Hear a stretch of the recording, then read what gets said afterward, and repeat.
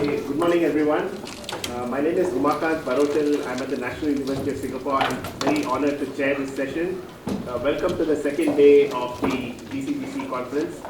We have two very exciting papers, and without further ado, I'll hand over to my colleague Yupana, who will be presenting a paper on her research relating to Japan. Over to you. Yupana, 20 minutes to the speakers, 20 minutes to the discussant, and 20 minutes for open Q&A. Good morning, everybody. You don't even want to read my last name?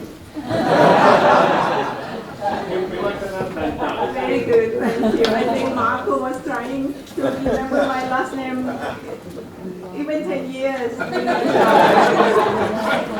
Again, thank you very much for having me and the paper in today. This very preliminary draft, by the way, we are very pleased to be part of this program, and I have been coming to this conference for many years now. And thanks Elaine, thanks Susanna, thanks Marco, and then thanks for the nice to see all the friends here, and thanks to Seoul National University. So this paper is a joint work with all the guys from the University of Alberta, Vikas Meroda, Lucas Lott, and Yusuke Tsujimoto. And we're the only one lady in this gang, even though this is a diversity paper, and Marco said, good to have you as a lady here. Okay. Comments are welcome, still preliminary. So what we are doing here, we're asking a big picture. We want to see the role of finance, whether the finance can help improve corporate sustainability. And by corporate sustainability here, we focus on gender diversity. Okay? To be more specific, we are asking whether, by creating a women index could help empower women in the workplace. And what we are doing is that we explore a very nice experiment from Japan, initiated by the government pension fund, GPIF, which we have heard yesterday. So what they did, they launched a new index in 2017, and we used that DIP index, and then we find that the WIN index actually improved diversity in the workplace 2 years after the index was launched. And we treated firms improved the fraction of women, not only at the board level, but also at the top and general management level compared to control firms. And we look into whether these, the index could change any corporate culture in terms of making more women friendly. And we saw that treated firms actually introduced some measures that make it easier for women to work. And in particular, we look into number of working overtimes, which is something that people in Japan, Japanese salarymen and Korean salarymen have working long hours. And we see that the number of working long hours shortened. And more interestingly, we saw that men started to take paternity leave, something that never heard of in the Japanese or even Korean history. Okay, so this summary of the result, that what we are doing in this paper.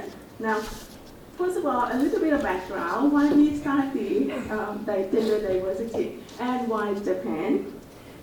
This picture was like the women in the leadership position in Japan. If one is lucky to get promoted to at the top position, can you imagine how lonely she is? By basically guys and old guys. And it's actually the situation when I worked in Japan years ago. I was the only one lady among 100 guys in the econ department of the Japanese top school. Okay, it was quite experienced, by the way. Now, look at the data. A little bit, this is from among G20, percentage of women in the leadership role. We're not looking good at all. Japan, Korea, Turkey are ranked the worst among the developed countries, G20. And if you look at the percentage of women in leadership in this, the right side, it's only 15% or so, and not improved over time much. Even in the US, not nice either. It's about less than 50% that have female in the leadership role. And sadly, in France, the situation became worse in 2018 compared with 2012. The situation not very good for women in the leadership role. But in the big picture, zoom out a little bit. If you look at global situation, this is the ratio of male to female in the workforce. We're still far away from 100% one-to-one. Some countries are doing better than other countries. In the dark pinks are better, developed countries basically, and then more developing countries are not doing good at all. So UN, we realize about these problems, and UN call this is and this is another one of the crises that we are facing. And last year, this is the World Economic Forum.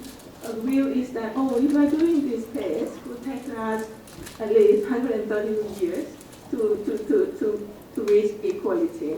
And the wheel is not really better, actually. It's pessimistic. Compared with 2 years ago, when it take, will take 100 years. Okay?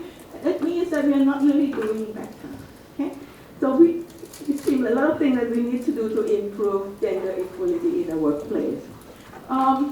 I don't have time to go to the literature reviews, but today lots of papers working on the board level. That's what we start to have women on board for us to study. But at other levels, we don't know much. But in general, it seems like having gender diversity good for the firm, and also have women in leadership could always good for the labor market outcome in many cases. In particular, maybe could help mitigate what we call gender discrimination in resource allocations, and maybe women could be role models, promote more women, hiring more women in the workplace, and then create more women-friendly corporate culture. Okay, so there's a very brief review here for the time's sake. Now, how should we improve gender diversity? Not just at the board level that we are doing at the moment, but at all levels, entry, management, and top executive levels. We have been doing a lot of things. If you're looking at what we have been so far, basic things, we have to set up good institutions for women to work, right? We need to have, for example, flexible time working hours, some part-time opportunity, these parental leaves, and some childcare is a big thing for women, right? And we also saw it changing in social norms, asking for more women. And we saw it now at the moment. And we saw investors also making noise, big three and Norwegian fund also making noise that we should have more gender diversity, right? And then government also involved by set up rules and some mandates, in particular starting from Norway, mandating women on board, and many countries followed suit.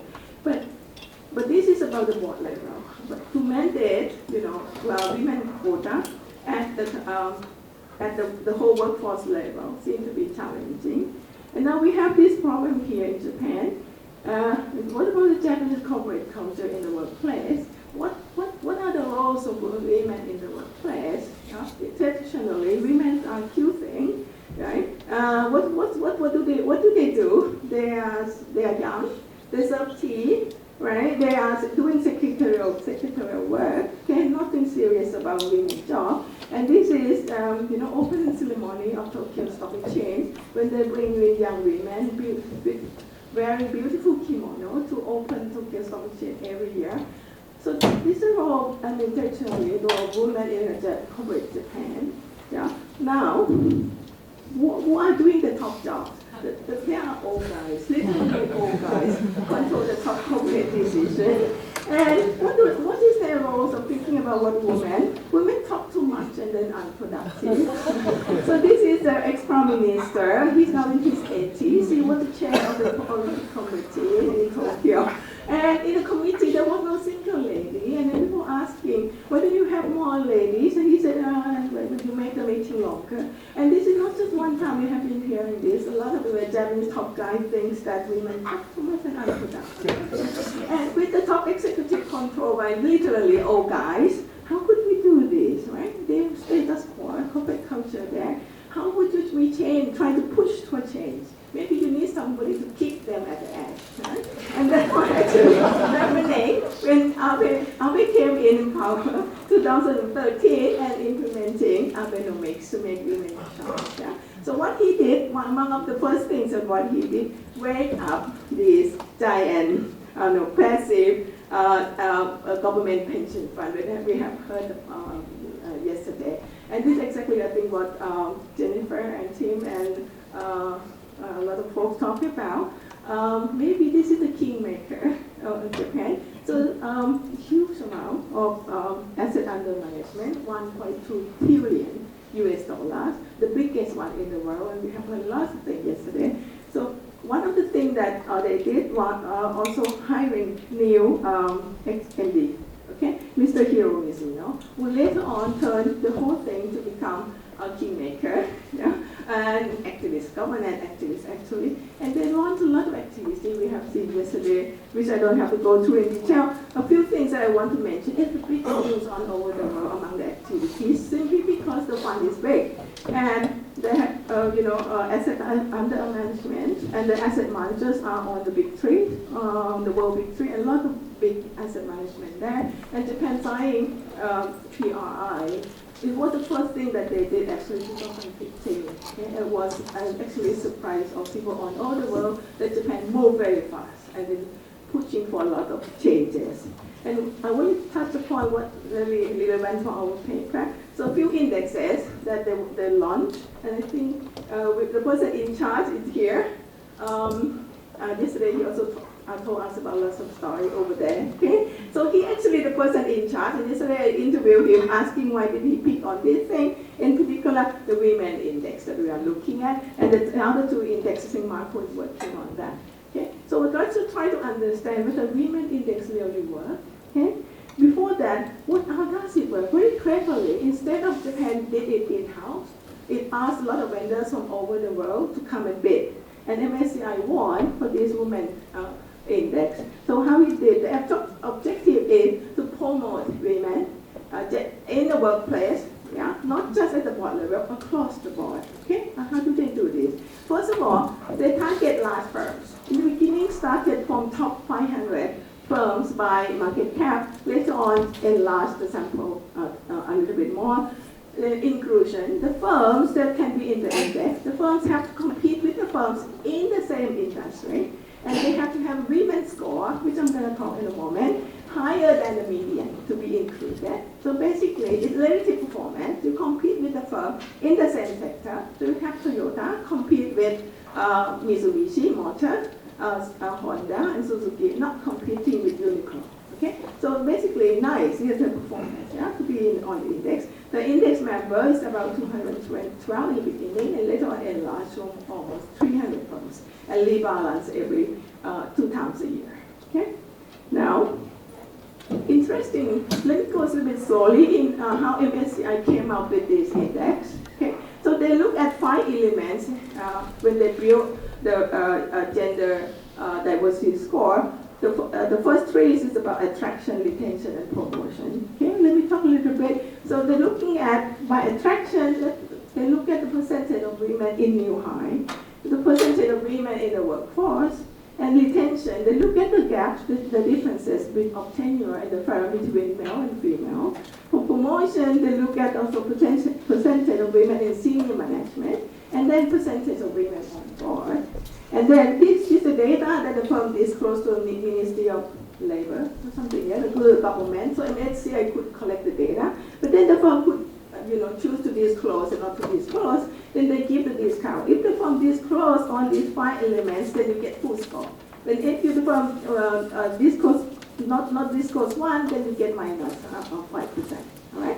Another interesting thing is that it's about policy. So MSCI also looking at whether the firm have any specific policy, at least 2, that promote more women-friendly working atmosphere, and the policy have to be specific, okay, that have material benefit. Let me give you an example. This is Mitsubishi Motors.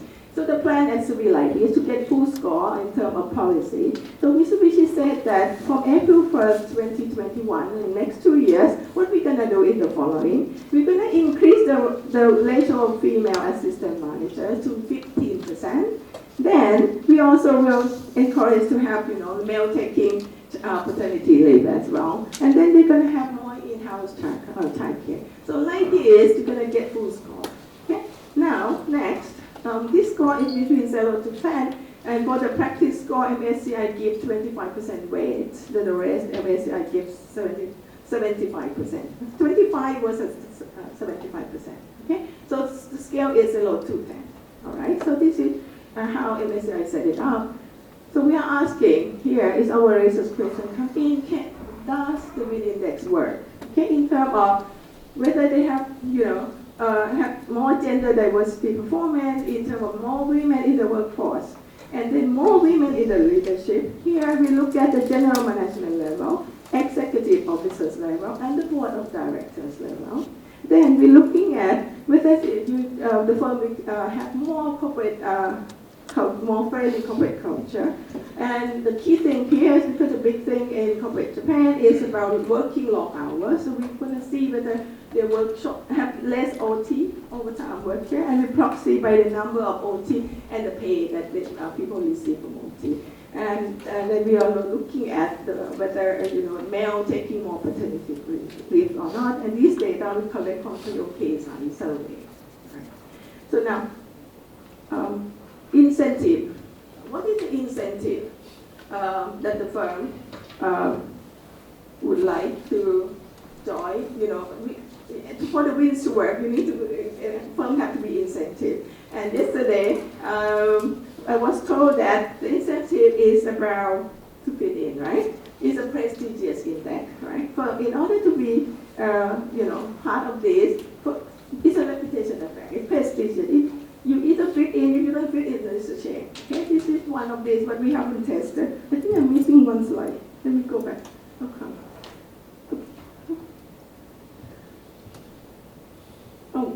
The organization, I'm asking why do firm cares? Okay, so that's what I was talking about, the incentive to fit in, and the slide jump a little bit, so I could go back and forth a little bit. Do firm cares or not? Firms do care. When they're on the index, they put on the website showing off that they are over on kinds of awards, right? They show off in Japan, this is in Japanese and in English. Internationally, this is NASDAQ. Now Mitsubishi also listed on the NASDAQ. And they put on the NASDAQ claiming that we are on the WIN index in the 5 consecutive years. Okay? So what I want to talk is about it. Why do firms care? The firm has to be care. You have to be incentivized to be on the index. And we think that one of our hypotheses is that it's the visibility to social investors. And we know there's a trend of investors invest in ESG. And you're having this status is kind of fun and certified by a GPIF and MSCI, and you also have GPIF and the Bank of Japan investing as well. Okay, and then we expect to see wind firms post should have more institutional ownership after being on the index, and why benefits? Maybe for liquidity, and this will lead to lower cost of capital or even better governance. Okay. Now, empirical analysis, I'm going to run quickly here. So what we do is a dip in dip. Okay, treated firms are the firms around the median. Remember, in order to be on the index, the gender diversity score has to be above the median. So the treated firm are the firm about 40% time to 60% time around the median, and the control firms are the firms that far away from being included. So the identification assumption comes from the MSCI methodology. This is tournament-like. Remember, it's like relative performance. The firm compete with the firm in the same industry in order to get on the index. So to make it clear a little bit, so this is the data from the healthcare sector. So basically, you rank the firm by the gender diversity score. And then the median is 6.55. The firm around the median are treated firms. Okay, the firm lower in the tier, difficult to get on the index. So we think that they don't have the incentive to change in order to be part of the index. So here what we are doing is dip in dip. Treated was a control. Yeah. Pre and post. 2 years before, 2 years after doing the index. Okay. Okay. So I'm going quickly because of the time constraint. Okay. All right, so to show you the data a little bit, this is the whole set of the data for the summary statistics. Interestingly, median firms over this period having 0 women in board and having 0 women in the executive terms for the whole data set, right? So now let me show you parallel trend a little bit. So in the first test we did is we looked at the fraction of women and the ratio of women to men pre-post. Yeah, 2017 is the year that the index was introduced. So pre, kind of the firm behaved quite similar, and you saw the depart between the treated firm and control firm 2 year post index. Okay? Now, the first test we run regression. We are talking looking at the treatment effect, and we actually see that the fraction of women in the workforce increased. Okay? In economic significance, we see it picking up, and it's about 4 to 5% percentage points after the women, that more women. Okay? And where do we see the women? That's more interesting, not just the whole workforce. We split the sample, and we saw actually more women on board, more women in the executive, and more women in general management.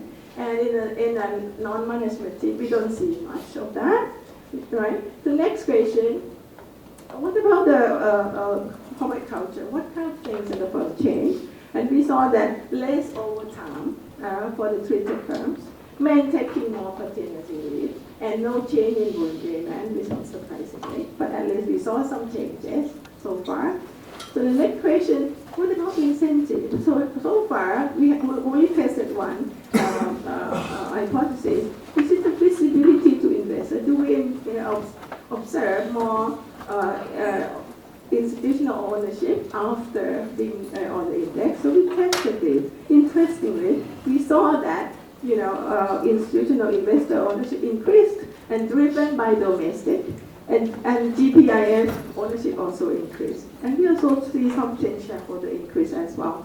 So if we look at in terms of economic significance, GPIF ownership increased 11%, and domestic ownership increased 22%, which is quite large in the next 2 years. Okay.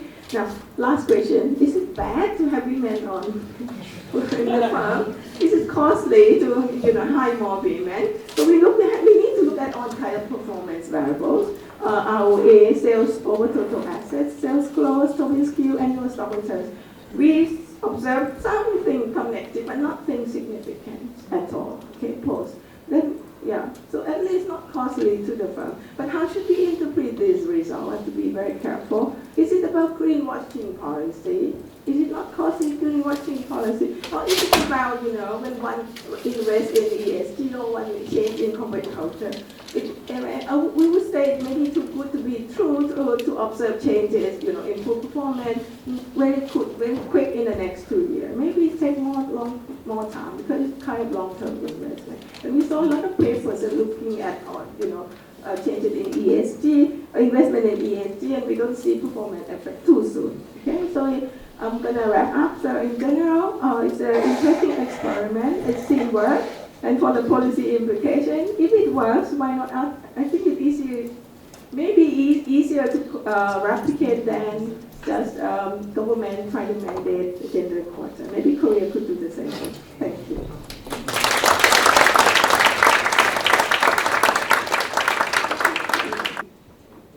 Can you help me with the slide? Well, thank you very much for inviting me to discuss this interesting paper. Sorry I couldn't be here yesterday. I had to teach at the University of Tokyo. But I'm very glad to join you this morning. And I guess you wanted Japanese old men.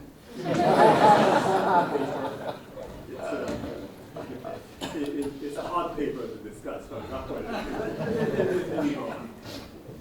So this is going forward. Okay.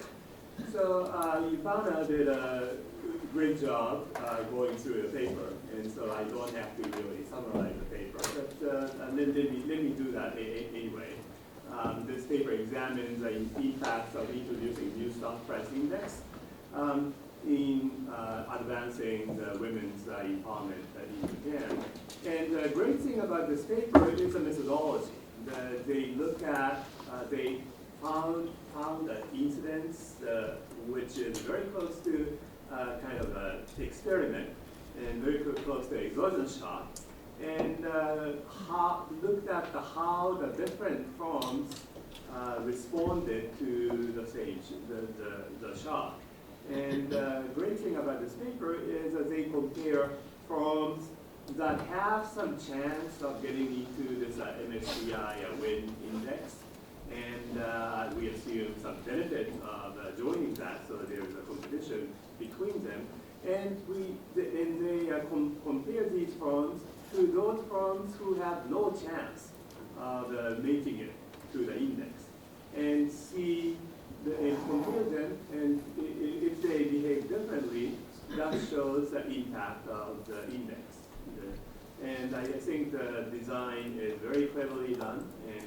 like it very much. And as Umakanth pointed out, they made some important findings, like the treated groups, that those firms who had a chance of getting into this new index and had an incentive to advance their women's empowerment policy, they actually responded by increasing the fraction of women in the workforce without reducing the number of men, and also increase the proportion of women in supervisory position, not just the regular position, but executive officers and the board of directors. And also they found impact on the male employees' decision as well. They started to take more paternity leaves. And also find an evidence that these inclusion of this index has some benefits, and they find increase those firms who made it to the index increase their institutional ownership, although the performance didn't change. So the papers asked the question whether creating a new index focusing on women's empowerment really enhances the women's role in Japan, and the answer is yes. The introduction of the WIN index made a significant contribution in improving the gender diversity in Japan in the workplace. I like this paper. It asks a very important question, come up with a clean shot, and apply a clever methodology and get a clear result. And as you kind of pointed out, they use a difference approach. So I like the paper, but I would like to push more here. And I want to ask 3 questions, even though this paper asks an important question and get an important result. But there are some remaining questions I'd like to ask.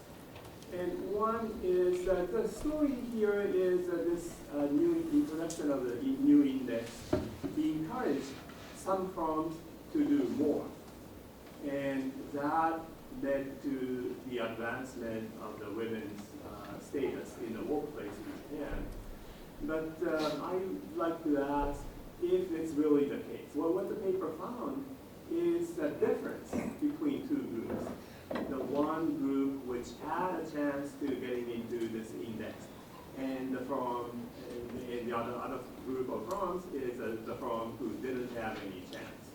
And the story here, the interpretation of the result by the authors is that this introduction of the index encouraged those treated firms to do more. But what the paper finds is a difference. So another possible interpretation is introduction of index actually discouraged those firms which didn't have any chance. So they gave up on whatever they have been, whatever middle they have been doing for the advancement of the women in the workplace. So I'd like to push the authors to look into more on this. And the second thing is already touched upon by Umakanth. Is this change really real? Or is this just a greenwashing? Or some people use a purple washing to talk about the manipulation in this context. But is this really real? And I think we need to push more on that. And finally, related to that, this finding about the male employees in treated firms increased paternity leaves. And here I have an empirical question or a statistical question. If this is really what we find. And again, there's also a question of if this change is really real. So the first one is the paper claims that the creation of this purposefully designed index has the potential to bring out faster change than the government edicts and the exhortations that in practice lack the vital enforcement penalties. And I can believe that, and that would be actually my prior. Probably introducing a clever index would do much more than many government policies can do. But I'm not sure if this paper's finding is 100% convincing. And there are two problems. The one is, as I said, what the finding of the paper is about the difference between treated firms and control firms. So the result can be interpreted as this is a result of treated firms being encouraged, or the result can be interpreted as this difference comes from discouragement on those control firms. So what happens to control firms? If there is a possibility, that was more important.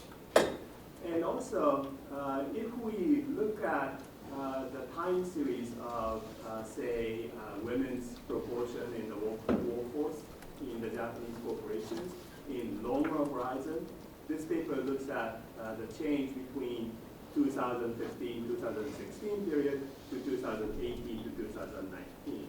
But if we look at the long run, the longer period of what happens to the women's participation in the Japanese workplace, we see a long-run trend of increasing women's participation.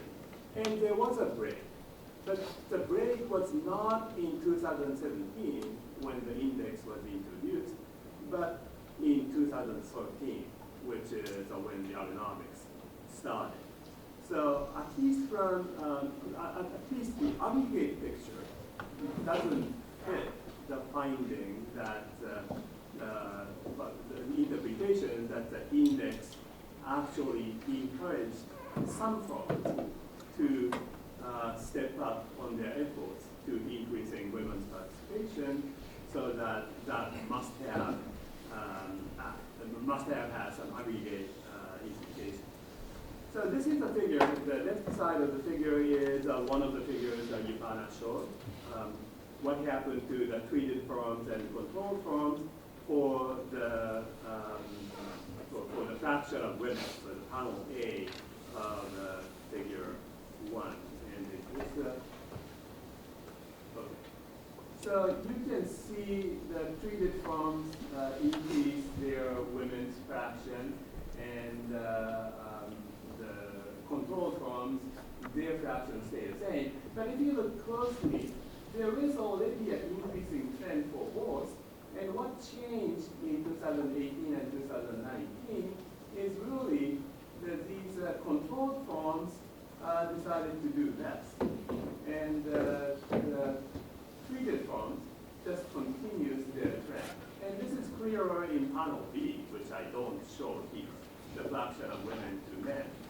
And if we look at the aggregate trend of female employment to total employment for Japan, we can see from 2015 to 2019 these steady upward trend, which looks very much like treated firms case. So this seems to suggest, at least to me, what's happening here is what's special about here is not so much treated firms, but the control. And I think at least we can argue what this shows is these firms, control firms, which didn't have any chance of being selected into these prestigious index, were discouraged and stopped trying, even though they were trying before the change. And also, another thing that we should note is there has been a long climb of the female employment, the ratio of female employment in Japan over time.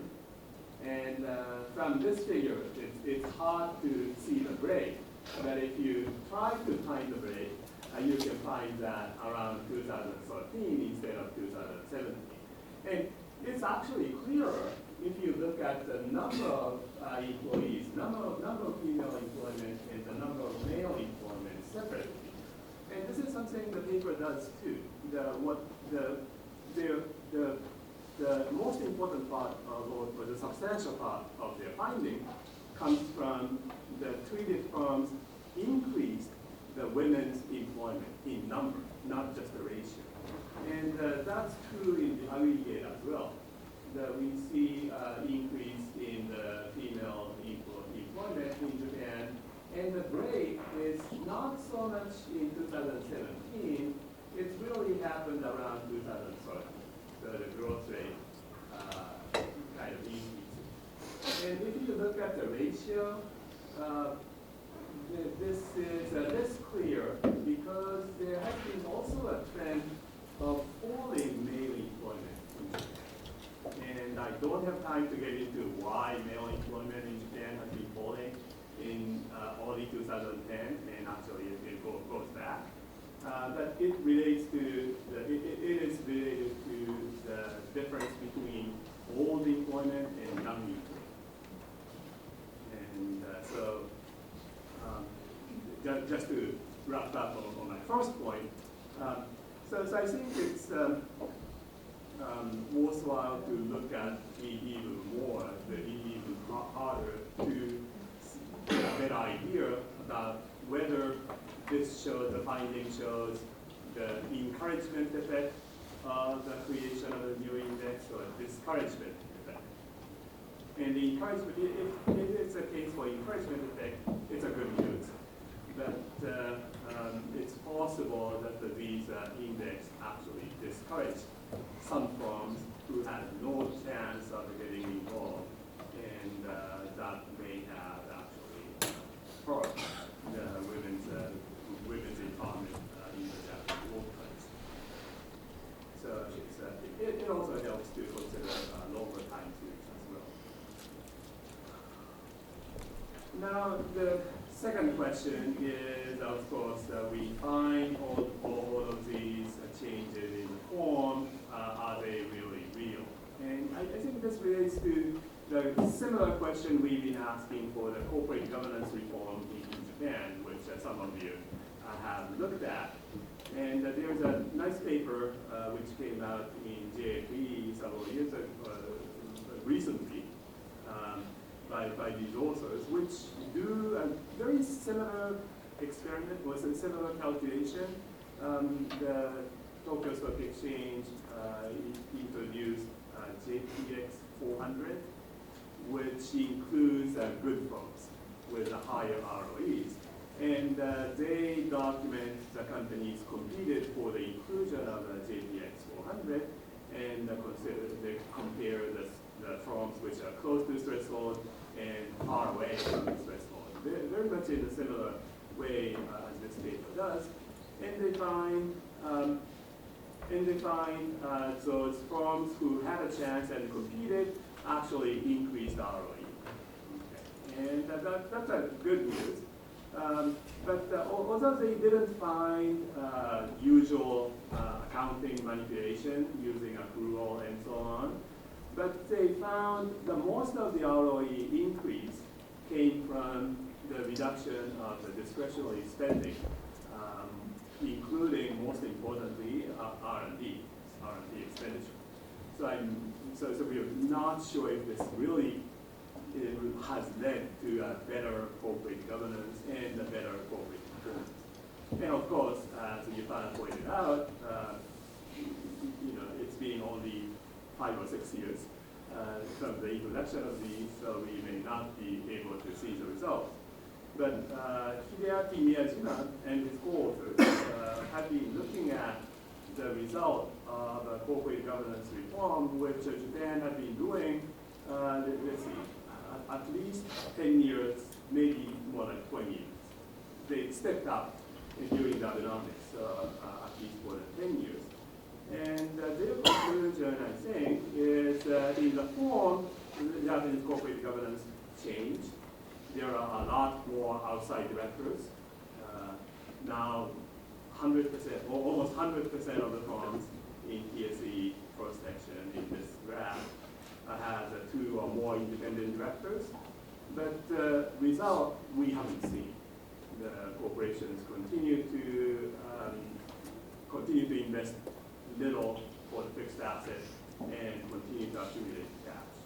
So again, we may not have enough time series to check this, but we need to be careful, or we need to continue checking if this change is really real.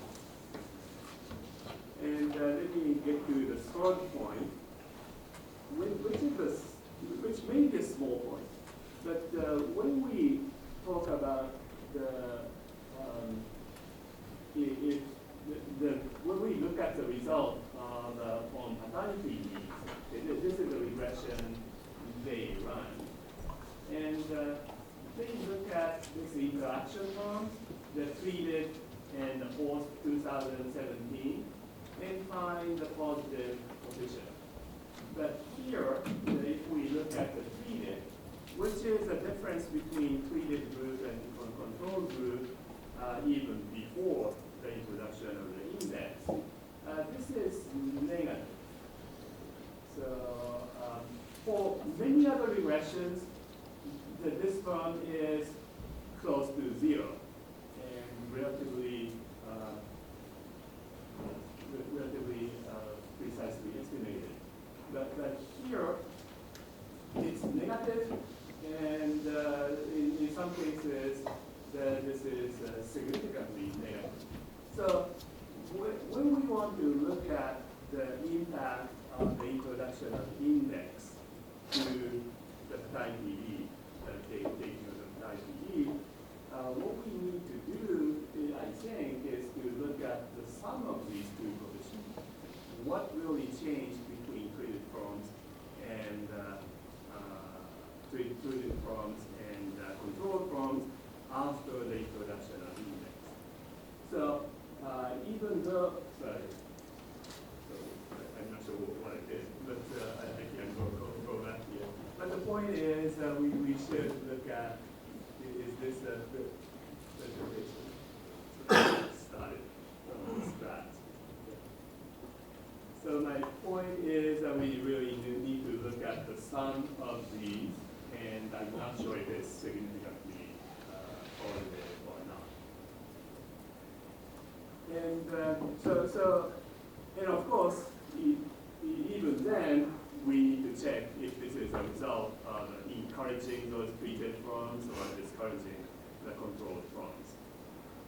And finally, there is also a question of if this change is real, because a man taking paternity leave is different from a man spending more on family jobs. And there are some increasing in vitro studies using a time use survey and so on about whether the taking paternity leaves really means they do more in the household. But so sometimes they find actually they take paternity leaves and stay home, and that creates more jobs for women. So let me stop.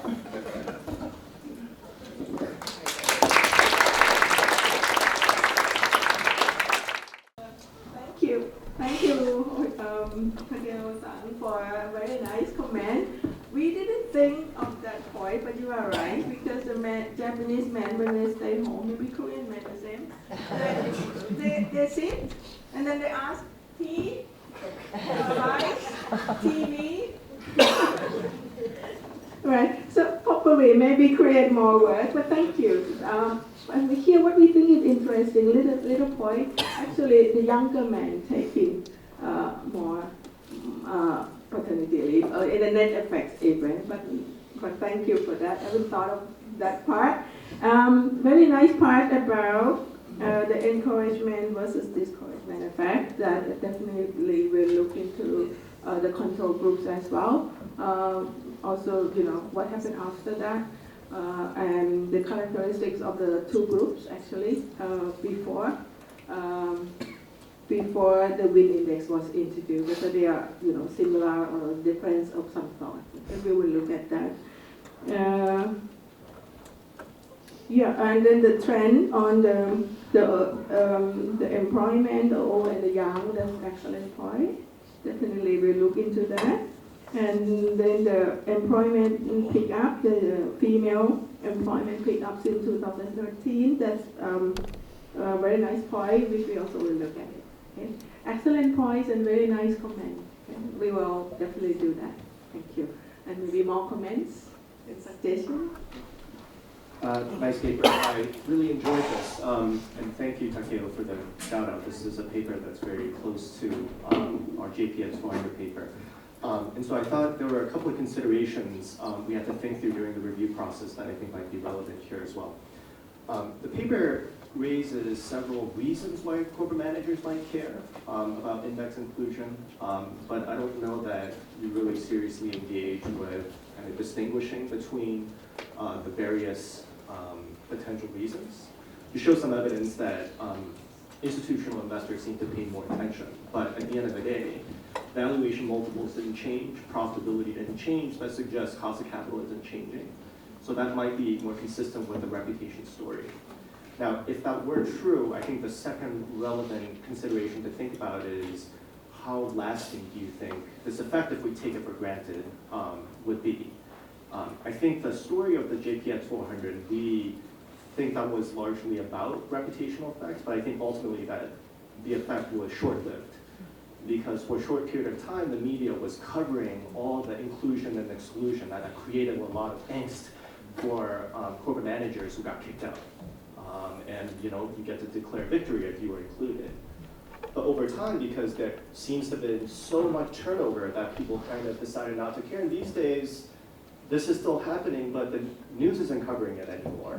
And so if your story is about also reputational effects, I wonder if you can also think through or comment on how lasting you think this effect might be. Can we just collect comments? Yeah, thank you. My comment is about the content of the index and the title, because empower women. But I'm under the impression that with the criteria, the components of the index is really about mothers, right? In the way you look at, and I think there's also it'd be interesting to have an index about child-free mothers. Or not actually, well, child-free women, because also this can be, being a mother can be just a portion in one's career, and also there are women without children, and and they matter, and I find them often invisible in these studies, and this would mean that the criteria what we are looking at is quite different, and actually it's also relevant for mothers. So I'm thinking of socialization, around work, sort of drinking parties, perhaps not something that suits women. I'm thinking of continuing education. I'm thinking of possibility to come back or come to the workforce, after the children are grown up, etc. So, perhaps I think the paper again now is really about mothers in the workplace and not about necessarily, women in the workplace. Again, there's a crossover, but it's not. And the second point also about the index, I think you try to measure two things. One is access to the workforce, and the other one is, access to leadership positions, sort of support towards a leadership. And I wonder whether, I think we would benefit from having, sort of two, distinct measures here, because I don't think the same dynamic is at play in both cases. Jennifer, Eric, and then Mark. Umakanth, thank you so much. That was fascinating. I have a very left field comment that may be something that you could think about for future use of your data. It seems to me that one of the great benefits of having women in senior positions, which I don't see talked about a lot, and I'd be interested whether you see it in the literature you've looked at. One of the great benefits is in relation to the Me Too movement and reporting of sexual harassment. And what made me start thinking about this was that there was a scandal a couple of years ago in the Australian High Court where a number of young women who'd been sexually harassed by one of the High Court judges, one of whom was my former student, sat on this information for 10 years before they reported it. And they reported it once the Chief Justice of the High Court was a woman. And that was when they stepped forward and for the first time revealed this. And then she outsourced it to a company to explore, and they were paid a huge amount by the Australian government. And so I'd be really interested in whether companies that have got senior women get a lot more reports of sexual harassment coming up to them.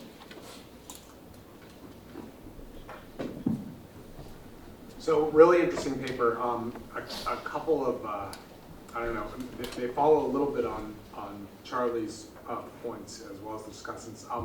So there's a sense in which the finding here has to be kind of a local average treatment effect, right? Right around the margin of inclusion on this index.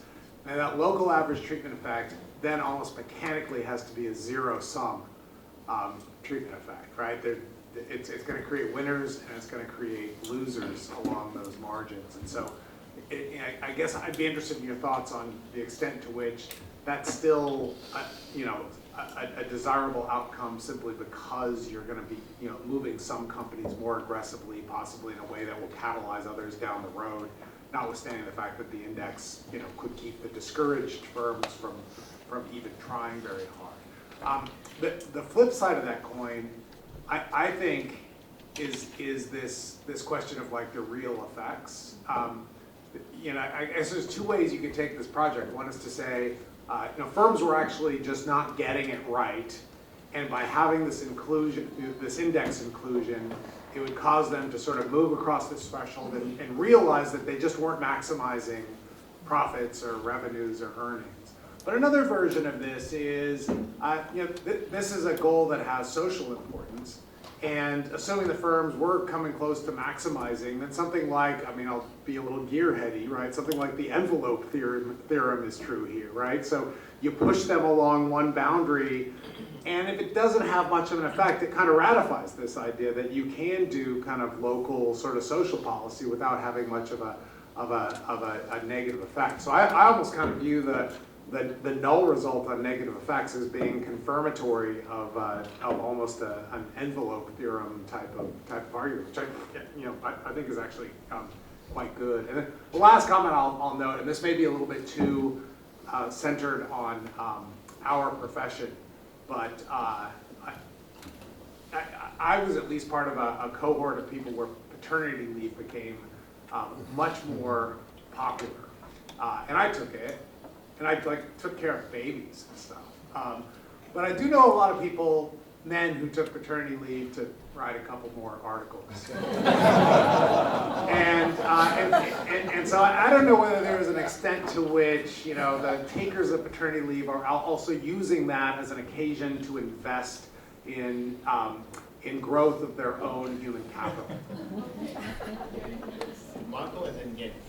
Yeah, so I have three short questions. So, as you kindly mentioned, together with co-authors, I've looked at the ESG leader indices, and there's an interesting comparison, obviously. So first of all, for the ESG leader indices, given the amounts that GPIF have invested, which is actually large, so that's what really makes a difference, we find an abnormal return on inclusion in the index. This is the ESG leader indices. Do you find an abnormal return on the inclusion in the WIN index? And if not, why do you think there's a difference between the two sets of indices?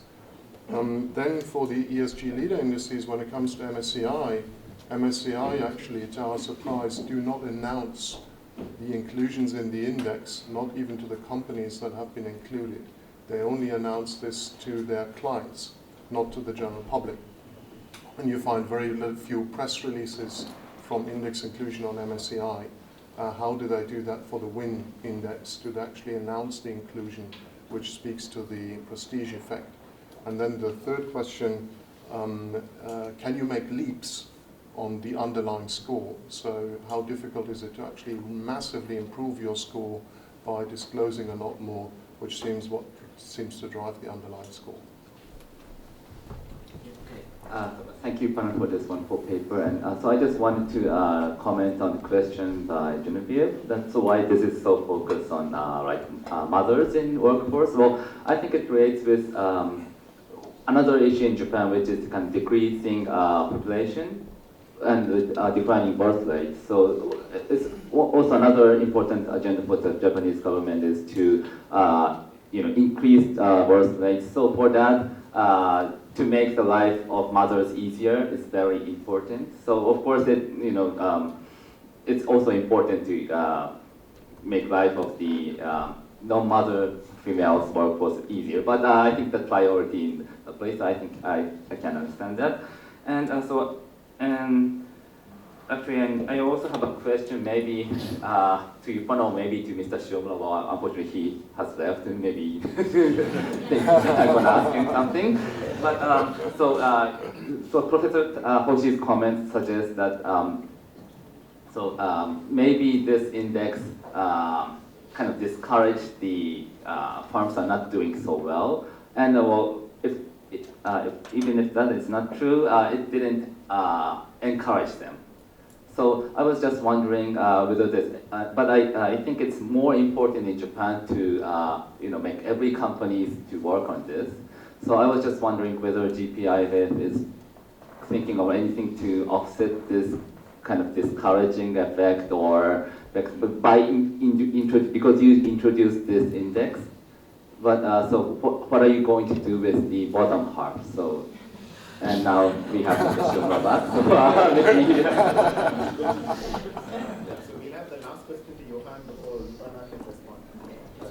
So I think I can be very, so I can be very loud. So I think the question I have is related to Takeo's point and Eric's point and Xian's point about this idea of this is local average treatment effect. So there's a winner and a loser, and there are winners and losers in this from this policy. So the question is whether or not the winners are actually the right winners, right? So the idea here is the following. You put women in a situation where they're hired only because the policy says they need to be hired. Is that the right place where you want women to be? Is that the workplace that you want to see more women? Right? Maybe women should not go there because that's the place where women are being treated as numbers. Right, so that's actually a question that goes beyond the winners and losers, because I think even the winning side, there may be a lot of losers. Right, so I even for GPIF, I think it's just not about dealing with the losers. You may also have to deal with the winners to make sure that the policies are implemented properly and not just to make up the numbers. Hi, thank you for the great paper. And I'm curious about the ownership structure of those companies, because it seems like if the group of companies that have very, very far from the very few women on the board or the workforce, then it seems like there are very different types of companies, and it's possible that there are like existing shareholders do not want any more women in their workforce. So I was wondering, so I heard multiple times that they gave up, in trying to be included in the index, but it's possible that they have no intention to try to add more women because they don't want to upset the existing shareholders or their target like investors. So I think that it's possible that they have a very different target they want to please.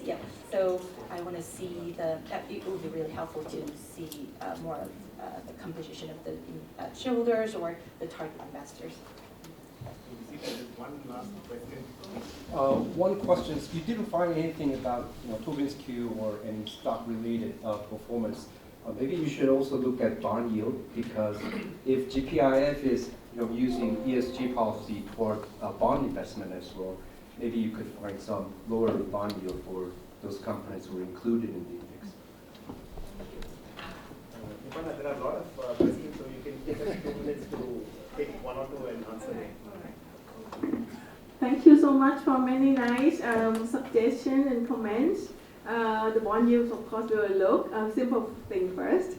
And Charles, thanks a lot for that. We actually learned from and motivated by your paper, and then we're looking at different from your paper is that we want to see whether it affects any corporate social performance. Right? So that's the thing. And actually, we try to understand the incentives. Why would index incentivize the firms to change? I think it's a key thing as well as we're working on. And when I asked Tsang, who was in charge with creating this index actually, and the first thing that he answered me yesterday was that, like what you said, it's about reputation. It's prestigious index, and it's GPIF backing, right? It got very nice influence. And like you said, reputation on the flip side, it's a shame not to be part of this prestigious club. So maybe the firm trying to do that. And we will definitely also borrow your methodology as well as you're working on that part. Thank you. And then on some points about announcement effect, we didn't understand until yesterday. I again asked, thank you very much again for having GPIF here as well, so that we could ask a lot of things. We didn't know how to do announcement effect until he said that everything was kept confidential, no leaks. Make sure that nobody build a position on that. And when they launch, that is the announcement effect that we could use, and we will do that. And in terms of gender diversity score, whether firms knows or not, and Mr.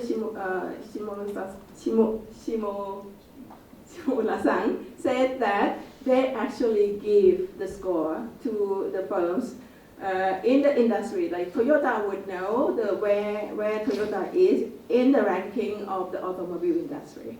Okay, so that is the way, the trick that GPIF try to whip the firms who work hard toward the ranking. All right, I think maybe about it now. Sexual harassment is a big thing in Japan, of course. What they call sexual harassment. Hopefully we will have data we would do. And the reason that we pick a few variables, we would love to have more corporate social performance variables. But as you know, data are limited. So what we could get from Toyo case, I was a survey, 100 years old firm, competitor of Nikkei, has been doing this ESG survey. And we use that to collect some of these social performance variables, a few things that we could use. And we'll dig into that database, but what else we could use. Okay. I think overall, I would thank you very much for the comments and suggestions.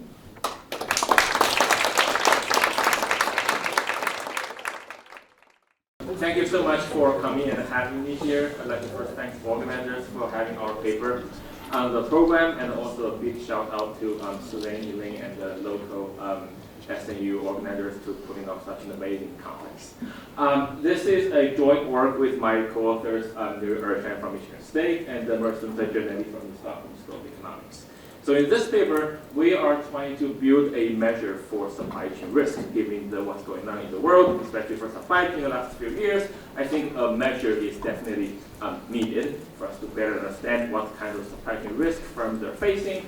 And once we have the measure, we look at what firms do in terms of responding to heightened supply chain risk by looking at changes in supplier composition and vertical integration. So that's the full. The supply chain risk, as I said earlier, has been a pretty heated topic in policy, academics, and everywhere in the world. Even my barber is talking about that with me. Because of major events, right, such as the Sino-American trade war, COVID-19, or the Suez Canal incident, and people have been getting a lot of attention to the supply chain issues. And existing literature, has documented widely that even small negative shocks along the supply chain can propagate upstream and downstream. However, to measure the supply chain risk and to study shock propagation are quite different, because up until this point, shameless to say, we're really unable to quantify supply chain risk and effects on corporate policies, because supply chains are just so complex. Like each firm, for example, Tesla, has about 40,000 suppliers, and that's how complex supply chain has become these days. And let me give you a few other examples. For example, if I'm a supplier and you are one of my customers, because of production these days involves complementary inputs, so what if one of your other suppliers are in trouble, and me as one of your many suppliers might have no clue of what's going on, and because of that, your production is going to stop, and that will also affect my production as well, right? And as another example, again, I'm a supplier and you are my customer, and you sell your goods to your downstream customers.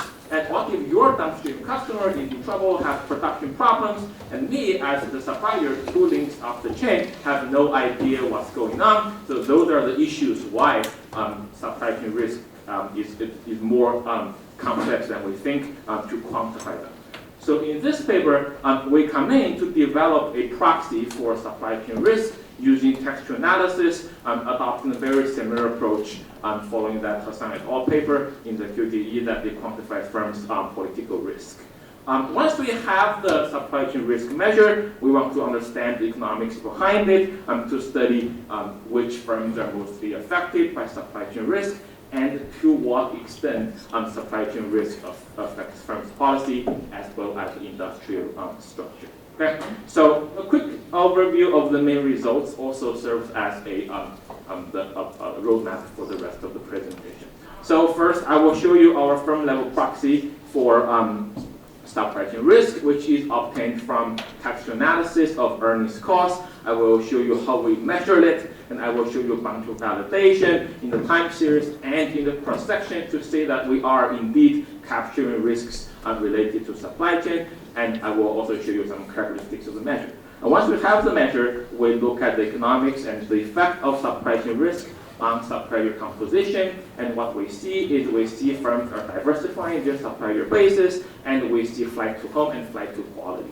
And we also see the effect of supply chain risk on industrial structure, where firms are doing more vertical integration to buy their suppliers or their customers to take production in-house. So that's the quick overview.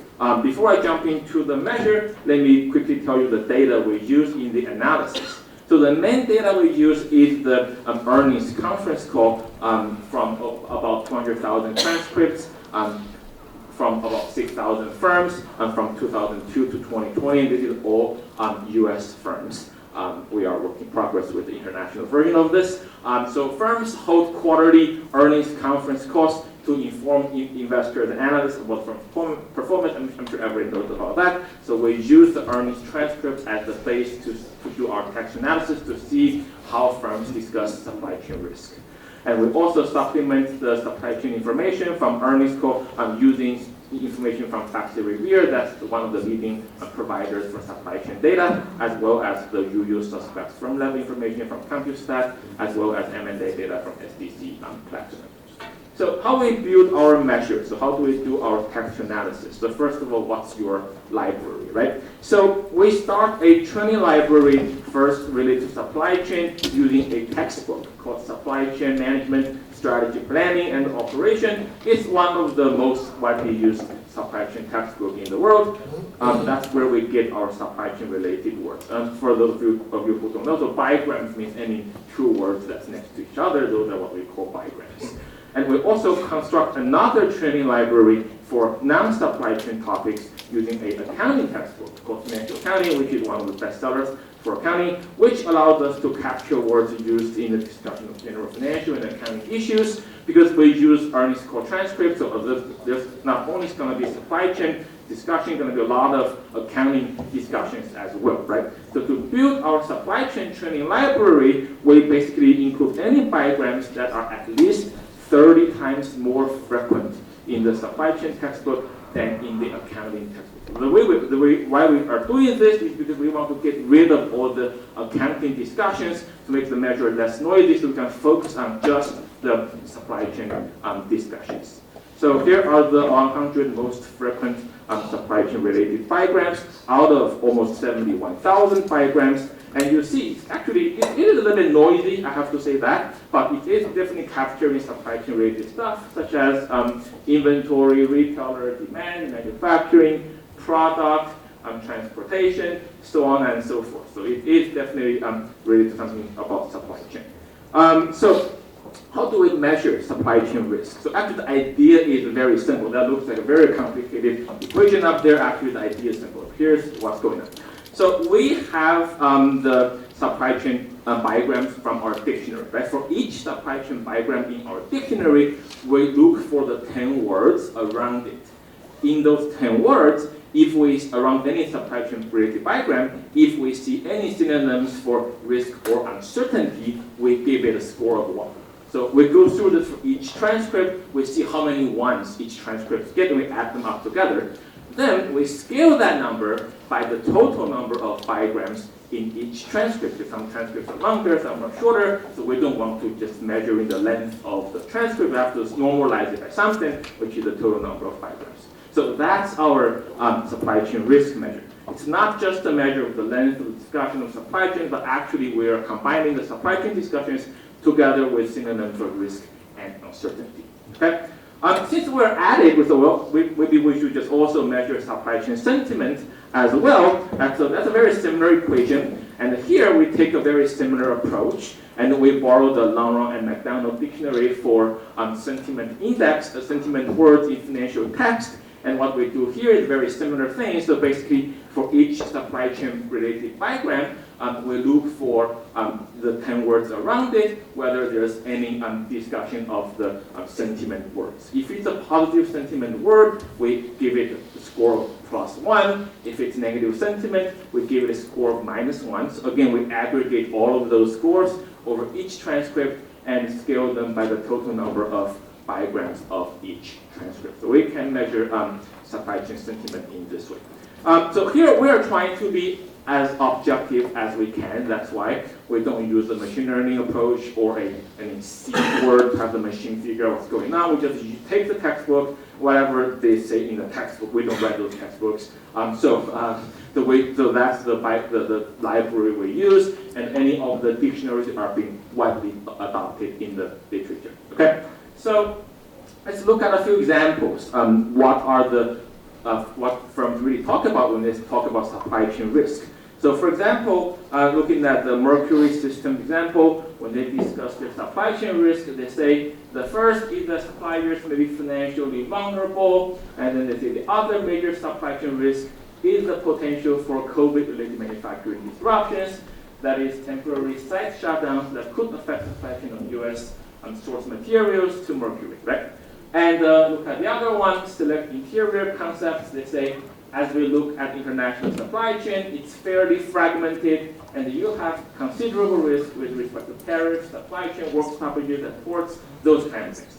And if you look at the older example, for example, this guy from 2016, as I was mentioning in my prepared remarks, we are seeing increased level of complexity, increased risk of contamination of critical materials in the supply chain at the leading edge. So you see, the issues are really broad. Anything from liquidity issues to port stoppage, raw material, and contamination, anything, right? Very, very broad. So up until this point, I don't think there's a very good way to capture any of that discussions from what the management tells us. So that's why we think our measure really contributes in this regard. So let me show you our measure over time. So we plot our measure is from 2002 to 2020, and on the left-hand side, that's supply chain risk. As you can see, there's some nice variation, it goes up and down, and of course in 2020, when COVID breaks out, it shoots up like crazy, right? But this measure, I think, corresponds to quite a few of the major events, such as US-China trade war in 2018, as well as the Japan earthquake and Thai flood back in 2011. Those are major suppliers for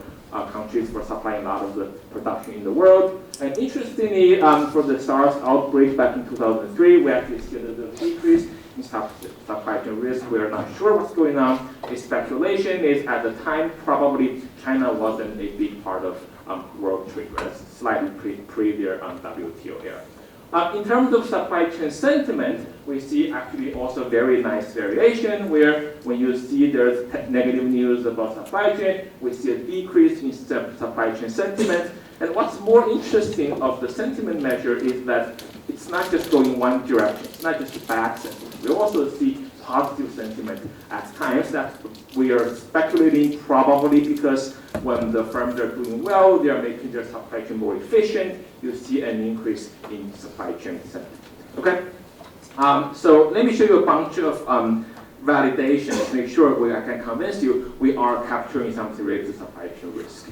So first, we correlate our supply chain risk measure with a transportation cost index developed by a bunch of co-authors from the New York Fed.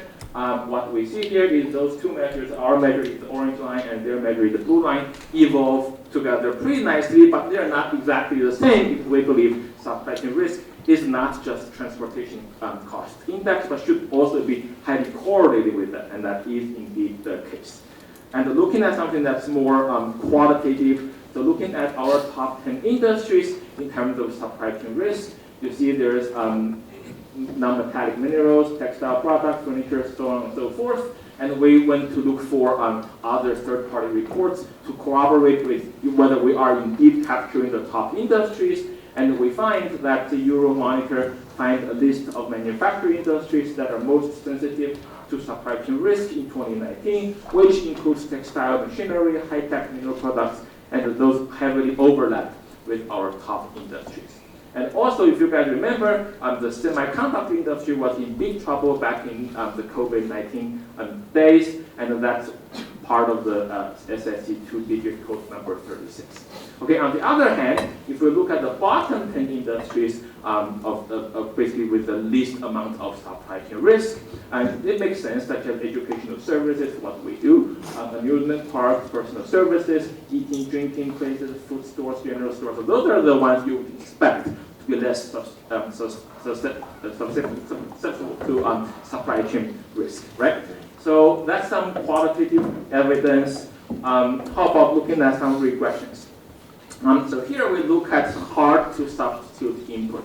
So we have a measure called input specificity, which measures how specific the firm's input is. If it's a very specific, if the firm requires a lot of specific input in the production, then they definitely have a much more complex supply chain and indeed have higher supply chain risk. So once we correlate our supply chain risk measure with the input specificity, you see the coefficient nodes positive and crazy, right? So which means that for firms with more complex inputs, and we do see they face higher supply chain risk. How about some fixed effects? So here, we want to see where is the source of variation coming from? What kind of shocks we are or what kind of risk we are really capturing? So what you can see is look at columns 3 and 4. What you see here is looking at supply chain risk. We regress on industry times year fixed effects. The adjusted R squared is about 12%. Then once we add a firm fixed effects, you see that adjusted R squared almost doubles. So this tells us that supply chain risk measure that we're building is highly idiosyncratic and very, very firm specific. So then another validation is to look at our supply chain risk measure with stock market volatility, because we want to, it's a risk measure, so we want to make sure it is indeed capturing some risk. And what we have here, our dependent variable is realized volatility. For the same period, we measure our supply chain risk, and you see that correlates positively with our supply chain risk measure. And on the other hand, if we look at our sentiment measure, which we correlate with the 30-day average abnormal return right before the earnings call date, and you see a positive correlation because if there's good stock market reaction, and you see firms that are being very positive about the supply chain sentiment, which means that we are capturing something that we intend to capture. Okay. How about we look at some characteristics of firms that are subject to supply chain risk? So here is what I call the kitchen sink regression. Mariassunta might not like that term, but here you see for firms with higher have suppliers in different continents have higher supply chain risk, and firms with more bargaining power with their suppliers have lower supply chain risk.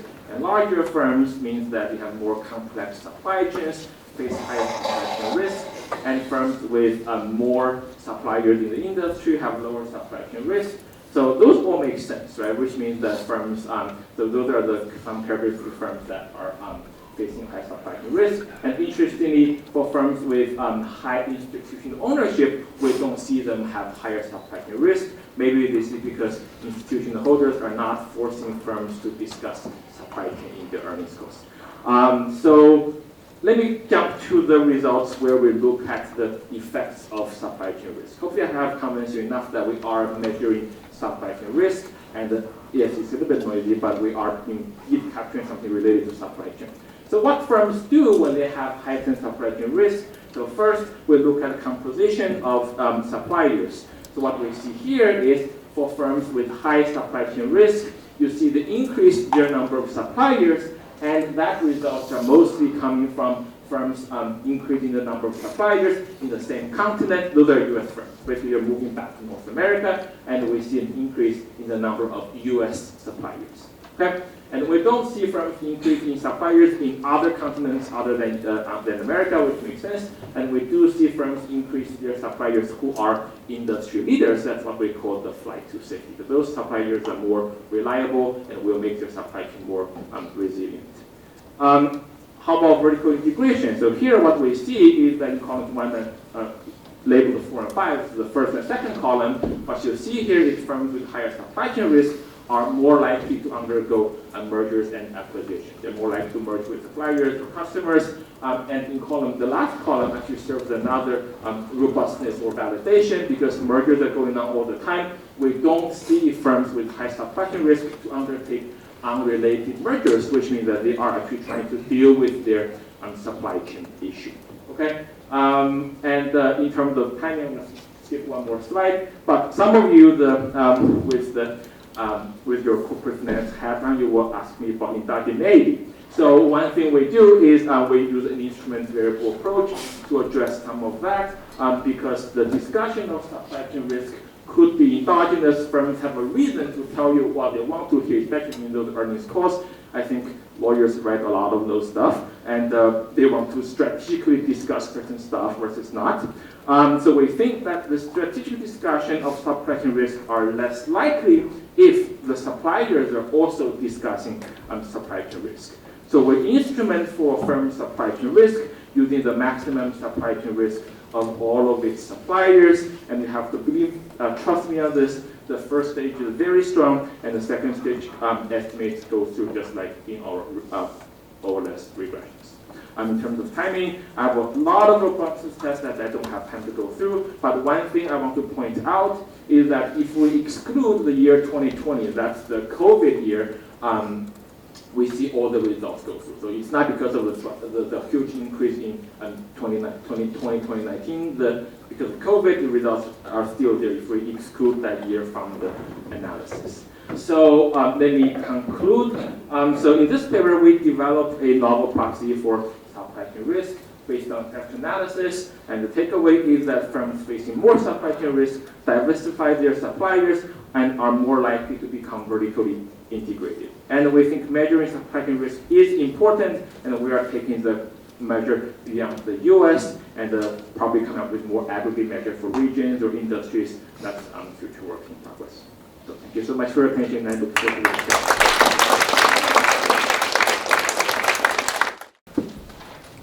All right, thank you very much. My pleasure to be here. Thank you very much for pronouncing my last name right, because most people do not know how to pronounce my last name. So whenever I hear someone calling Albert T. Tsang, I know that's calling my name. So usually they separate into two different ways to call. I'm happy to be here to discuss a paper by Dr. Huang and his co-authors. And also very happy that I do have the chance to know so many world-known scholars here in this room. All right. So I myself played the role as an editor for several journals. Whenever I try to understand a paper, I try to make the paper simplified. And so I always started to look at the paper in a very simplified way, like I start to looking at the paper as X and Y. Because in empirical study, the study that most scholars are doing nowadays, we try to see what we can see. But that's the only thing we can see. So we try to make conjecture for the underlying construct, which is something that we cannot see, in order to understand better the human behavior or the behavior of capital market participants. And therefore, let me start from a simplified way to understand this paper. And what is the X variable in this empirical study? There are two X variables. One is called the supply chain risk. One is called supply chain sentiment. So both of them are constructed in a very costly way, based on a large number of textual analysis from the AK filing. And the first variable capturing the uncertainty and fear of future supply chain shock. And the second variable capturing the so-called negative realization of supply chain shock. And one author considered us the first moment, and the second one was the second moment. So actually, I think I didn't learn the econometry very well, so I cannot really tell what is first or second moment. But the other description actually quite clear to me. So we now have a clear understanding for what are the X, and let's see what are the Y variables in this study. There's a long line of Y variables in this study. And the first variable, for the Y variable, is the stock return. So there are two ways to measure the stock price volatility or the stock price risk. And the second set of Y variable is the diversity of the supply chain of the supplier. So the quantity of the supplier or the quality of the supplier. And the third set of the Y variable is the merger acquisition variable, which is a strategy variable of the supplier. And the final set of the Y variable is the announcement, stock price reaction to the merger acquisition. So this is a comprehensive set of Y variables. So what do they find? For the first set of Y variables, actually across all the Y variables, the authors find a positive and significant association. And the first set of Y variables indicate that supply chain risk is a real risk. And the stock market will react to it because it's a real and true risk.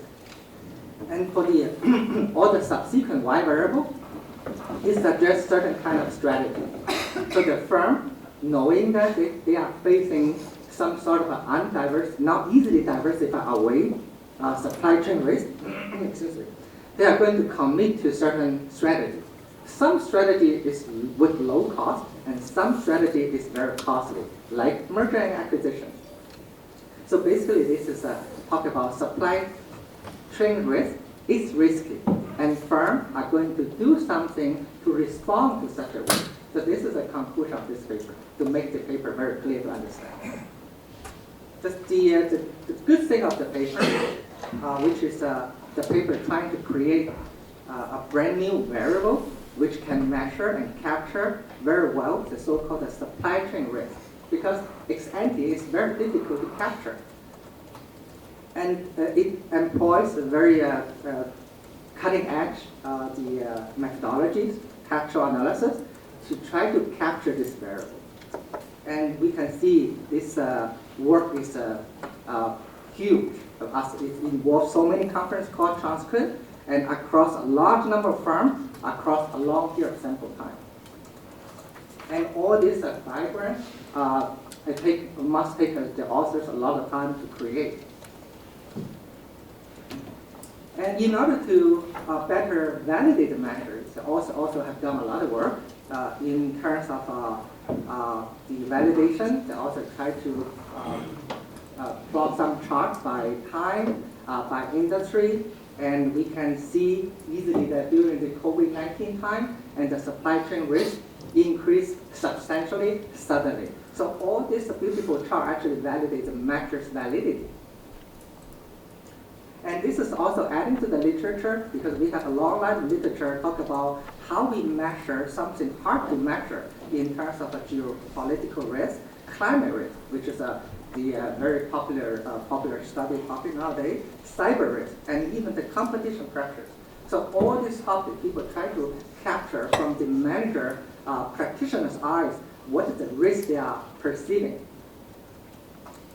This is a very comprehensive analysis, the paper.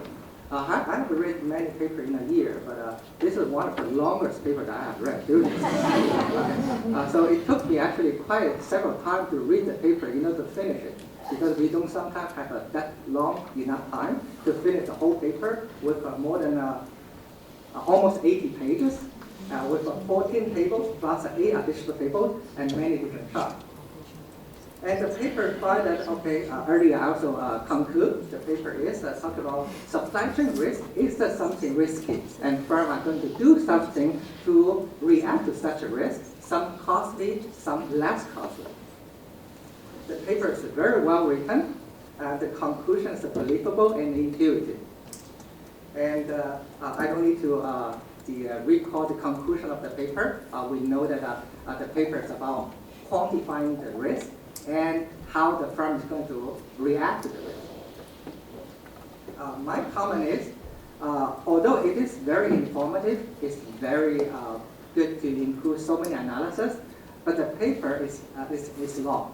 Okay, my first impression when I read the paper is, I saw this as a PhD thesis work. Okay, that's my first impression.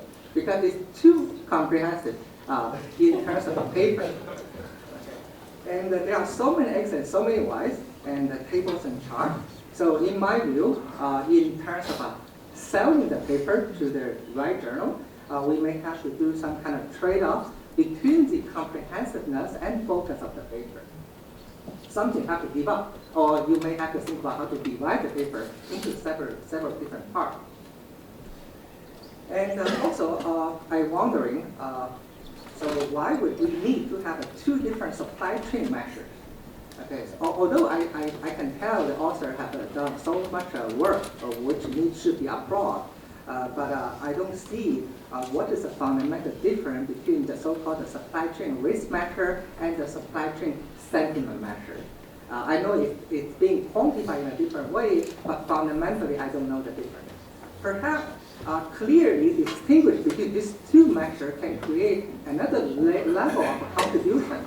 So are they truly the same thing as a robustness variable, or are they totally different things? So in my view, whenever we see something that has a variation and you can capture using such a beautiful way, they may have something deeper to tell, which suggests that you may see something, some new underlying construct. Okay. And also, earlier I mentioned that the paper is quite long, and therefore I suggest the author to consider to try to strengthen the focus of the paper by making the objective of the paper more clear. In my view, the same paper can be divided into at least 3 to 4 different ideas, such as the paper is only about selling the new novel measures of supply chain risk, which create a novel measure, or try to examine whether the supply chain risk truly valued by the stock market, and also whether we can have these 2 different measures to examine their fundamental differences, or whether they substitute or complementary each other. And finally, in terms of the strategic reaction from the firm when they are facing such a risk. So I think that will be another unique study as well. But by combining everything into one paper, make you feel that it's losing a little focus. And also in terms of empirical study, as I mentioned, that we can only see X and Y and the relationship between X and Y. We don't know what is going on. And therefore, the causality or the identification become a key challenge in accounting and finance and many other fields as well. And for example, one of the major tables presented by the paper is about there's a positive correlation between supply chain risk or supply chain sentiment and or the number of suppliers, suggesting that when the firm are facing such a supply chain concern, and they are going to react through identifying more suppliers and local suppliers in order to reduce such a risk. But we know the empirical study, this is purely our conjecture. We don't know what is going on, and therefore the causality issue may become severe. For example, how about the reverse causality? Is it because we are facing such a risk, and therefore we try to diversify the suppliers' portfolio, or because we already have a rich portfolio that make the company so much harder to manage their supply chain risk, right? Think about some people, they have a little wealth to organize, to manage how much risk they take. They have a little risk to take, like me, right? Poor scholar, we don't have much asset to manage. But rich scholars may have a huge portfolio to manage, so they will be facing a lot of risk from the stock market or any market. So the reverse causality could be a concern. And also, in terms of this kind of concern, perhaps you can try to employ the exogenous shock. So the author actually proposed a very good direction, something like the 2011 Japanese earthquake, and also some sort of a disaster, natural disaster, and even the COVID-19. And I think they serve a much better instrument in order to examine the true impact of supply chain risk on the firm strategies. So why we don't use this exogenous shock to examine such a issue? And also, I feel the author have spent too much effort, a lot of effort, a big cost in measure, in creating such a novel measure. But do we have other way to create the similar measure with a much lower cost? Because to the end, we, as a scholar, we produce public goods. We need other people to replicate. We need other people to use. And I don't know how much willingness the author will be willing to share their variable, but in most cases, authors will not share until they publish their paper after that. And so perhaps some suggestion for the future scholar, how other people can create similar measures with much lower cost. Okay. And also there's one issue about perception basis variable. So when we talk about competition pressure, I can think of several ways to create a competition pressure. For example, in finance literature, there's a well-established study using Herfindahl index. So how concentrate a firm in an industry, and also using product similarity, also using R&D and advertisement as a barrier to measure, even using the reduction of tariff to measure the competition pressure. But in addition to all this pressure, some other study proposed that let's use contextual analysis. We measure the competition pressure from the eyes of the manager. What they see is what they write and what they talk about it. If they repeatedly using some word like a competition, competitive, competitor, so perhaps they see a lot more from the manager eye. So that's what we call the perception-based measure. But there's an issue for this kind of measure because it can capture from the manager eye, which is more direct. But another way to understand is it can capture manager's concern in terms of the real pressure. Similarly, saying that actually we all facing similar pressure. Our pressure of a publication, create our visibility, and earning our reputation. Perhaps we facing the similar level of pressure, but some people may face stronger pressure because they cannot bear such a pressure. So this is the concern of the perception-based measure. So we cannot differentiate whether this is a true risk or the risk that are purely because of a manager's perception or because they're tolerant, the level of a tolerance. So that needs to be discussed. So the advantage of the disadvantage of the measure that's being created. Overall, this is a very interesting and well-written paper. I wish the best luck to the author to publish the paper in a good journal. Thank you very much.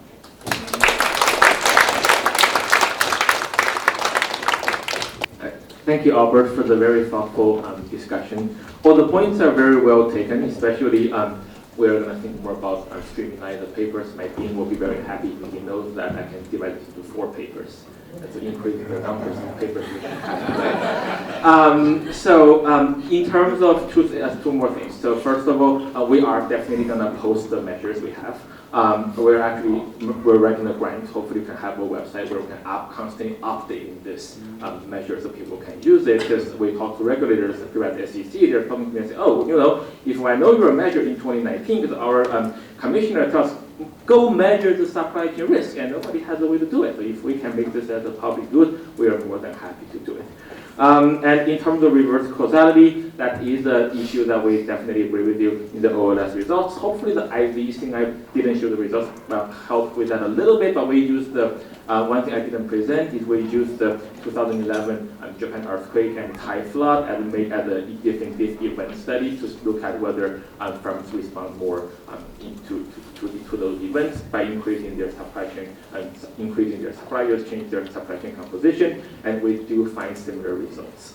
Because the reason why we changed to IV strategies because we think that if we can have a more firm-specific instrument to address identification problem, it's probably better than using some sort of aggregate shock. But we'll think more about that to make definitely the identification part more solid. So thank you very much. 4.2 taken. Thanks. So now we'll open up for comments and questions.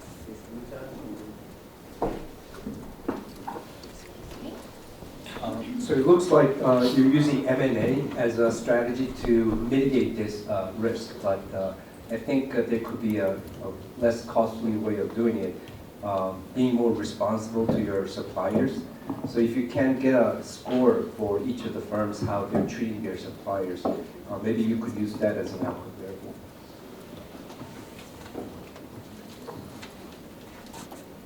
Should I answer each one? No, I think we collect all. Oh, okay. Thank you so much for the presentation, first of all.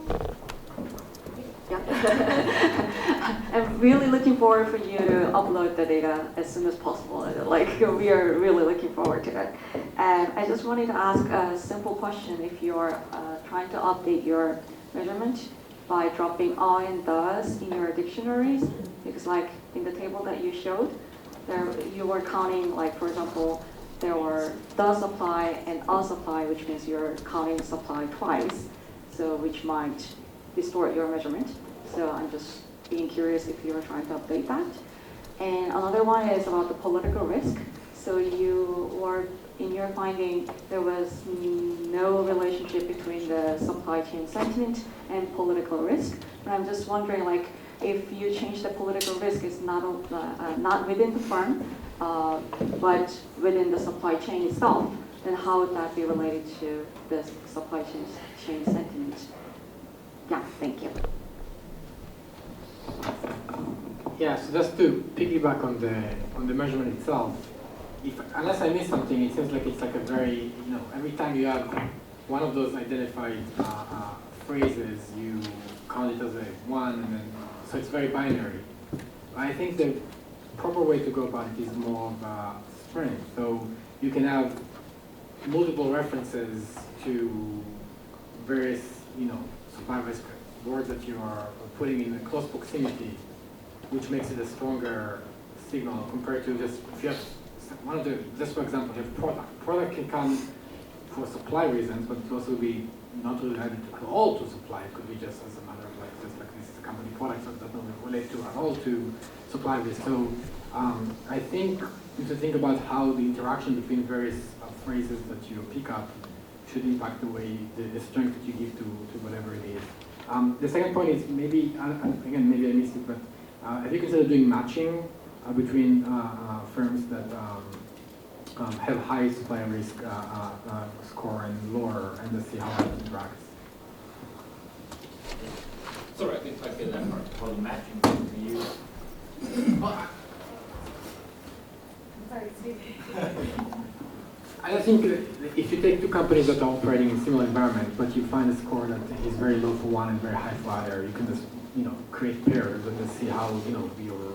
Oh, you think we should do matching? Yeah. So following up a little bit on Jordan's first point, ultimately I think the supply chain risk and sentiment scores are going to rise and fall on some sort of an audited validation of the scores. Now you do what you advertise, I think, as a validation sort of against other sort of general, does it sort of correlate with other senses of whether these types of risks are lower or higher? But we're now at a place where there are dozens of different ways to try to generate some of these predictions or classifications. And I'd be interested in whether you, it may be in the paper, I missed it, but did you go back and audit, randomly audit some of these assignments and have human labelers, give a sense of, where it sits on the spectrum? Does it involve supply chain risk or not?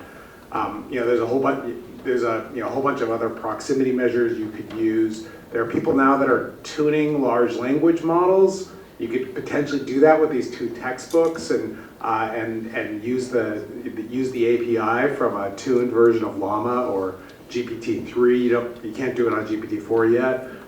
So ultimately, it seems like you've made a big investment in building these scores, and these are a couple, I guess, other ways to turn that into sort of an ensemble predictor, an ensemble classifier. Be interested in your thoughts on how you might push forward on that.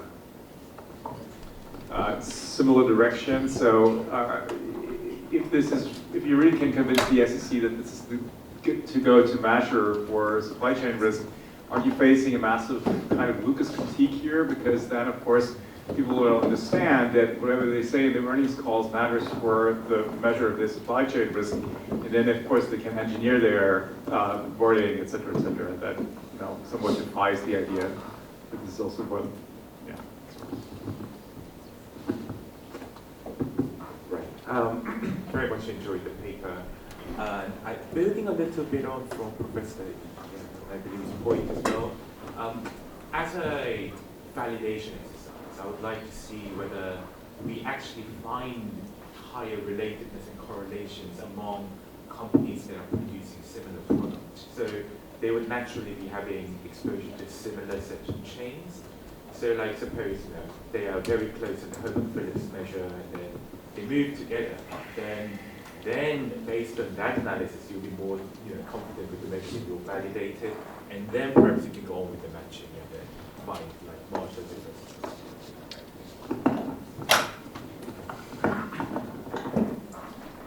Thank you very much, and I love you again. I think your paper was about from the sample from 2002 to 2019 US corporations, and I think you have said that about the future progress. So just but I suggest that things might be different in different countries. You said that the paper found that the supply chain program was highly firm specific, but in Japan, as we are an island country and it is prone to natural disaster and highly dependent on the importation for natural resources, I think companies in Japan perceive to some extent the supply chain risk at a macro level, like material or area-specific risk is perceived at the corporate level, like production of some materials as copper or microprocessors is highly concentrated at the global level, and we often suffer from the undersupply of those materials, and we discuss much about that. And when we just experience flood, then everything is underwater. So area-specific risk is very high in Japan. So perhaps the things might be very different in Japan. Thank you. Any other questions? Yeah, I'll ask the last one. Thanks. I'll conclude with the last question, which is essentially to see if the findings that you have from the paper and the results could tell us something about any corporate governance implications that might arise in terms of how companies should address risk. I know you have put in a lot of data and you have results, but can we kind of contextualize those results to like the governance of a firm? Is that possible, or do you have some thoughts on that? So I think we do have like about 5 minutes or so, 5-7 minutes for you to take all these questions. Thank you. Thank you very much for all the questions. Let me just go backwards. To adding more governance implications, we're definitely looking into that, but Albert probably won't be happy if we're going to be longer once we do that. But we'll think about that. Very good point. And I like the validation test you suggested, looking at the similar firms with the same product, whether this should correlate highly, which it should, if our measure is capturing what we intend to measure. We'll look into that. And thanks for the suggestion about the Japan example. I think we are in the middle of developing some more international measures for different firms in different countries, and I think when we will think more about this issue, because for each country we probably have to somehow normalize the measure within each country so that we're comparing apples to apples, right? In terms of, there are a few questions on the measure itself, so then just lump them into one answer. So first of all, on the words, those kind of what we call stop words, there is a debate in the literature whether you should remove or not. Currently, in the version I presented, we do not remove those, but even if we remove those, everything goes through. So we don't have a good answer whether we will remove those eventually, but that's something is definitely on our agenda to think about.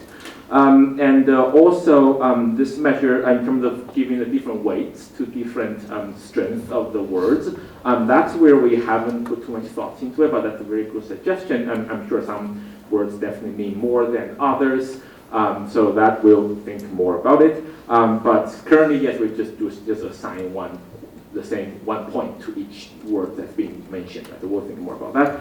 And back to your point, looking at to audit the assignments using API or ChatGPT or whatever, I think that's a good suggestion where we can actually another way to validate our measure to make sure it's more robust and to more solid. We're really capturing supply chain risk. And back to Ushan's earlier point on the M&As, you suggested you can just basically say how firms treat their suppliers, giving it a score. But to my knowledge, I don't know if such data exists. But if you know, please let me know. I would love to have that measure because, like I said, like Tesla example, firms have over 40,000 suppliers, and if you ask any managers, they have no clue how many suppliers the firm have. We all work at schools. We cannot tell how many suppliers our schools are using. We have no clue. So, I hope such a measure exists. I'm sure it exists somewhere. If you can get that, we would love to use it for further iterations of the paper. So that's pretty much my response. So thank you so much again for the great comments.